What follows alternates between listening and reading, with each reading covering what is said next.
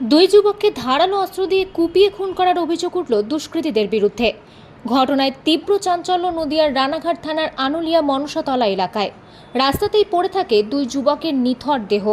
মৃত দুই যুবকের নাম রূপক দাস, বয়স 38 বছর, সুমন চক্রবর্তী, বয়স 40 বছর। পরিবার সূত্রে জানা যায়, গতকাল সকালে তারা বাইক নিয়ে বেরিয়েছিলেন, কিন্তু আর বাড়ি ফেরেনি। সন্ধ্যে 7টা নাগাদ পরিবার যখন খবর পায় ওই দুই যুবক রাস্তাতে পড়ে রয়েছে, ছুটে আসে পরিবারের লোকজন। তড়িঘড়ি তাদের দুজনকে উদ্ধার করে নিয়ে যাওয়া হয় রানাঘাট হাসপাতালে। চিকিৎসকেরা মৃত বলে ঘোষণা করেন।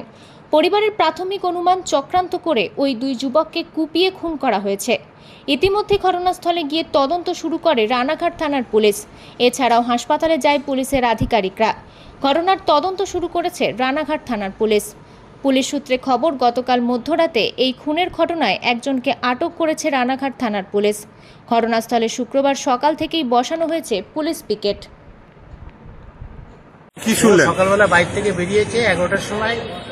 তারপরে বাইক থেকে বেরোনোর পর কোথায় গেছে না গেছে আমরা জানি না। পরে খবর পেলাম এমন দুর্ঘটনা, তখন আমরা সবাই গিয়ে দেখি দুজনে মার্ডার হয়ে পড়ে আছে। কে আপনার আত্মীয় কি ছিল? নাম? আমার মামাতো ভাই। কি নাম তাদের? সুমন চক্রবর্তী আর ইয়ের নামটা কি? রূপক। রূপম দাস। হ্যাঁ, এরা কি করতো কি এরা? রূপম দাস ড্রাইভার, ওই আমার ভাইয়ের গাড়ির ড্রাইভার। আর আমার ভাই ওই ব্যবসা। কি বলে বাড়ি থেকে ফোনে বেরিয়েছে? একজন ফোন করেছে, দেখেছে, বেরিয়েছে। এইরকম একটা আইনশৃঙ্খলার অবস্থা কি বলবেন, যারা দুটো যুবক মার্ডার হয়ে গেল? রানাঘাটে আইনশৃঙ্খলা অবস্থা খুবই খারাপ। এটা হয়েছে প্রশাসন নির্বিকার। এটা হয়েছে কোথায়?